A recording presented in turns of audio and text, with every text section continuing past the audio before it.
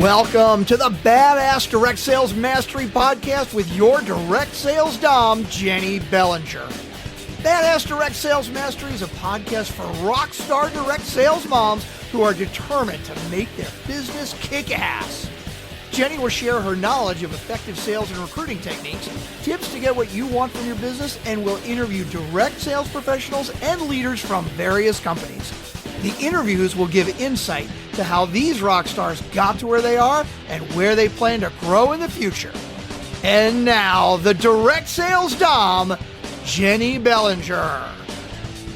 Welcome to another episode of Badass Direct Sales Mastery Podcast. This is Jennie Bellinger, your direct sales dom. And today I am here with Bruce Langford. He is a mindfulness speaker, writer, life coach, consultant, and founder of the Mindfulness Mode Podcast. He has extensive experience in bullying prevention, enabling him to help people who have been bullied or experience self-bullying. Oh God, that's something I think we all have dealt with at one point or another. And he's also delivered more than 1,700 live presentations, and his writings have appeared in numerous publications. Now, I'm going to get personal with this bio because Bruce and I actually first met 3 years ago at the New Media Summit. And I was absolutely fascinated by what he does. I've listened to his podcast on and off throughout the past 3 years because I know a crap ton of podcasters now, thanks to Steve Olsher and the New Media Summit, right? Yes. But I try to listen when I can, and it's definitely given me some good information. And so, Bruce, welcome to the show. Thank you, Jennie. It's great to finally see you again. It's great to be on your show. It's exciting. Oh, thank you so much. Well, I'm glad that it only took us almost 3 years to make this happen. Yes, and I love hanging out with a badass. That's always great. Nice.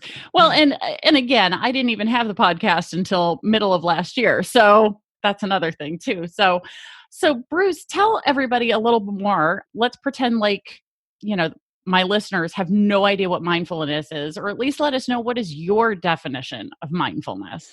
Well, mindfulness is something that can help you immensely get through challenging times, and it can help us in good times too. My definition of mindfulness, well, it's focusing on the present, focusing on this very moment right now, in this minute, in this instant, and not being as concerned about the past, not being so worried about the future, because man, it's tricky not to do that, isn't it? It's tricky not to be thinking what's coming, what's going to happen. Mm-hmm. Or, sometimes we think of what might have happened in the past, and that can influence our thoughts right now. And the other thing is about mindfulness is we can really put some effort into not judging situations, not judging others, because our brain seems to go there a lot, where, you see someone and you think, well, what are they doing? And we start to create this story that is negative. And what happens is it bounces right back to you. And so, in other words, if I see someone or some situation and I start judging it, before long, I find I'm judging myself in my own mind. And that takes me into that self-bullying place. And that doesn't serve any of us if we're beating ourselves up in our own mind. So that's a little bit about what mindfulness means to me, Jennie. I love it. And, I love in your intro how you talk about self-bullying, because a lot of people, I think, have this idea of the negative things they say to themselves. Most people think of it that way, but I think if by putting it in those terms that you are self-bullying, I think there's a lot of people, like for me, that created, each time I say it now, it's even creating a visceral body reaction to, oh, I don't want to do that. I don't want to self-bully, right? No. So where did that concept come from? Is that something you've developed, or just it's something I've developed because I worked in bullying prevention for a long time, did a lot of keynotes, a lot of presentations. And the more I worked in bullying prevention, the more I realized that we do bully ourselves. And a lot of times, some of that self-bullying is what causes us to then take it out on other people. And even with kids, we see kids and we think, oh, that little bully, that kid is being mean. Well, what's going on inside that child's brain? That child is a fellow human being that we need to embrace and love and understand, or try to understand. And a lot of times what's going on in that child's brain is that they are hurting. They are Mhm. experiencing fears and hurt. And this comes out of them, and it comes out of them in the form of them, bullying other people, being mean to other people. And if we can get to the bottom of it and have some understanding and some empathy for what that truly means, then, we can all improve as a people, and we can improve the world and the planet and make it a better place. I think that is incredibly insightful with that idea that, because most people are just looking at the behavior. They're not looking at what's happening inside of the bully. And in this case, especially talking about self-bully, what's happening in your mind? What are you saying to yourself?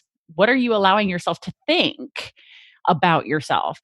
So I think that's incredibly impactful, because I know a lot of my listeners are in a position where they are working a full-time or part-time job, plus running their direct sales business, plus being wife, plus being mother, plus being friend, sister, dutiful daughter. Many of us are going through the process of aging parents as well. And so we're oftentimes in such a just get to the next thing, get to the next thing. We don't set aside time to evaluate what's going on here. So when there's negative stuff, we're not challenging it. We're not doing anything to, oppose that self-bullying. That's right. So what are some of the ways that, the listeners who are just self-identified with all the things that I listed, how can they begin to get through that and begin to incorporate mindfulness into their life? Well, there are four key ways that I want to talk about today. And these are four key things that I teach to my coaching clients. So I do a lot of coaching with entrepreneurs and CEOs and project leaders. And with this COVID-19 challenge that we're dealing with, this world pandemic, let me Mhm. get this straight, man, these are challenging times. And so these four aspects to mindfulness are so key, and anybody can get started with this. And so I have an acronym, and the acronym is, as I look out at all the different people with their challenges and everything they're going through, I kind of think we can help each other. Amen. We can help each other. And it's not like Mhm. an overly religious thing. It's just that this came up as my acronym. And A.M.E.N stands for, number one, assist. Assist each other, help each other. During tough times, what gets us through the most is just being willing to help each other. And the mindfulness aspect of that is that if you are actually putting thought and effort into assisting other people, then you are taking the focus off you and your own ego. And a big part of mindfulness is not being so focused on yourself, but being focused on what's best, being focused on how we can be better people, and being focused on what's positive and helpful. And what's positive and helpful in these times is definitely assisting other people. So if you have an older neighbor who maybe doesn't have a lot of family, you could give them a phone call and say, hey, is there anything I can do for you? And sometimes it's just chatting on the phone for a while that can be the biggest help. So we can all assist each other. So A is the first letter in my A.M.E.N acronym. And the second one is M for meditate. And that may be foreign to a lot of you. That's foreign to a lot of people. We've heard it. We've maybe seen it a little bit on social media or something, with people talking about it. Maybe you think it's a little bit woo-woo or something like that. But the bottom line is, learning how to meditate and actually doing it can get you through a lot of tough times and help you to calm yourself and help you to not feel the panic and the stress that so many people are going through. And you might say, yeah, but I can't do that. How do you do that? How do you even do that? Well, first of all, I'm just going to tell you that it's actually easier than you think. Don't get thinking, oh my gosh, it's so difficult, it's so challenging. Don't have those preconceived notions. Just think to yourself, yeah, I can do this. Yeah, I'm a human being and every human being can do this and I can do it too. Because the biggest objection is when some of my clients start to meditate, start to try, they'll come back to me and sometimes say, oh, Bruce, I just can't do this. I found that my brain doesn't work that way. My brain isn't wired that way. And the fact is, that's actually incorrect. Every human being can meditate, but every human being can also have that mindset, that self-bullying mindset that says, oh, Bruce, you can't do that. Your brain is just too busy. We can all do it. Well, all you have to do is, first of all, decide you can do it. Secondly, take a couple of really deep, relaxing breaths and think to yourself, I can do this thing. And then find a place where you're comfortable and your spine is erect and straight. So I suggest maybe a kitchen chair, or if you're comfortable sitting cross-legged, do it, but you don't have to. And a lot of us aren't that comfortable that way. Sit in a comfortable place where you can sit erect and not like sort of sitting back into a couch or something like that. That's not ideal for meditating. And then just close your eyes and just take 30 seconds. And it's great if you just think something positive. Think, this too will pass. That's something positive that you can think if you're experiencing anxiety and stress. This too will pass. And I really recommend guided meditations for people starting out, because a guided meditation someone's voice will be walking you through it and just giving you some things to focus on and to center on. And I just published a guided meditation on mindfulness mode for anyone going through this challenge of anxiety through this pandemic. And that's at mindfulnessmode.com. So you can check that out and use that guided meditation, or you can go on Insight Timer. That's an app that you can download to your phone or your iPad, and that's got great guided meditations on it. I have to second Bruce on that one. I personally use the Insight Timer. I have a guided sleep meditation that I use every night, to the point where I've now conditioned my brain that as soon as I hear that voice, it's like my whole body I can literally feel it, and I'm asleep in 2 to 3 minutes.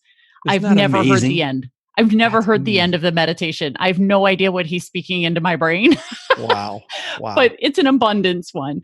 But then I also have a morning 5-minute morning gratitude guided meditation through the Insight that is so easy, because it does help get me centered and ready. And I start my day with thankfulness, which is a much different thing than starting your day with, what do I have to do? What do I have to do? Right? Start my day with being thankful. And then I am then grateful for my to-do list and all the wonderful things I get to do. So I highly recommend that, but also listen to Bruce's, because the man's an expert. So. And I have a sleep meditation on Insight Timer too. And I've had a lot of people reach out to me and they've said, Bruce, I've never heard the end of yours either. They say, some of them have laughed and they say, Bruce, as soon as I hear your voice, I want to go to sleep, because they're so used to hearing that meditation. That's great. I didn't know you were on there I'm going to be finding you now. Oh my gosh. Yeah. Because Insight, for those of you who don't know, Insight is an app that has something like over 1,000 guided meditation experts who are there and available. So you can find one that fits your needs, but Bruce is on there. So go find him. Hey, that makes it even easier. So let's continue with your acronym then. So the assist each other, meditate. Yeah. And the next one is exercise. So don't forget, when we're in tough times or not, we all need to be moving our body. We all need to have that exercise. And don't forget, the exercise not only feeds your body, it feeds your brain. And we need to have those endorphins operating, those endorphins feeding us so that we feel good. And, like we can all get caught up in what's going on in the news now and all of this. And it is very disconcerting. It's very upsetting. And so we have to get an exercise routine that we can keep moving with. And maybe that's just walking for 45 minutes a day. Maybe it's just walking for 10 minutes, whatever works for you. Maybe it's swimming. Maybe it's going to the gym and going on a machine or something like that, or lifting weights. But exercise is vital, and especially at this point, and especially just to keep something going as a routine. And it's so much easier once you get a habit going and you put that habit in place and you just automatically do the habit, just like you were talking about, Jenny, with your morning routines and your meditation. And what's your exercise look like, Jenny? Well, it's been a little bit of a change recently. Yeah. Usually I'm into yoga just because I have hip restrictions from doing more active type stuff. So I do yoga. And then right now I'm taking my kids for walks around the block. And, Yeah. when I can, I go jump on the trampoline with them and, just playing with my kids, getting active with them. They have a dance video game that we play. So that gets me up and moving. So that's our PE. Yeah, and there's so much this stuff week. on YouTube. If you use YouTube, and you can bring up exercises, and kids love Just Dance. I think it's Oh called yeah. Just Dance, isn't it? Yep, that's On YouTube. exactly the Yeah, one. It's yeah. my kids love it, and they like. I told them that was their PE for homeschooling, and they Mhm. were like, "Yes!" They're like, "We get a video game for PE." Yep, Yeah, and I love because that you it's have a raining here right trampoline. now. Oh, is So it raining? Yeah. yeah, yeah, Yeah. yeah. So Yeah, because that's one of the way trampolining we're is doing it. awesome too. It really is. And I have a mini trampoline, and I go on that in the mornings. That's part of my morning routine. And it's great. It gets your body loosened up, it gets you moving, and you can jump as much as you want. And that is a great exercise too. It's really good. Gets your heart going, and Mhm. it does create some weight bearing on the bones, which is really good for your bones. Yeah, So it is. good stuff. Good Yeah. stuff. What about the N The in N, Amen? I bet you can guess what the N is. The N is nature. We all Mm. can be fed by nature, and it's just incredible how you can feel if you go out on a little treed pathway, or you walk by a river, or go to the beach, or you know see the mountains. And you might be able to look out your window and see nature. You might be able to look at a plant in your own house. Certainly you can go on YouTube and bring up a beautiful nature video, and that can take us to nature if you don't have it outside your window. But it's unbelievable what nature does for our body and for our brain. It feeds us. So if you can combine any of those things, if you can combine exercise with nature and get out there and go for a little jog on a nice calm area in a Mhm. park or something, that can be great. But nature is something that truly feeds us. And sometimes we forget, because we're living these busy lives full of all kinds of activities, and we forget to just stop and look at a leaf, stop and look at a tree, and think of how miraculous it is that it even exists. Right. Yeah. And not to be cliched, but stop and smell the flowers because it's Hmm. springtime, Yeah, everybody. My that's right. favorite flowers are coming up right. I don't know where you guys are in the country, but for me, my favorite flowers are daffodils. So this is one of my favorite time of year because I've got all my daffodils around my whole house are already starting to bloom. And then it's a bright yellow color, which is like, I'm pretty sure yellow is like the happiest color out there. Definitely. I don't know about what you guys think, but for me personally, that's a happy color, a happy thing. And being outside, I think even if you can't get outside for whatever reason, like for example, if it's raining and you're not someone who likes to go dance in the rain, just imagining what it feels like to have the sun on your skin. Cause I've been through guided meditations where they literally take you through that. Imagine you're at the beach, feel the warmth of the sun on your skin. Your brain doesn't know the difference between reality and visualization.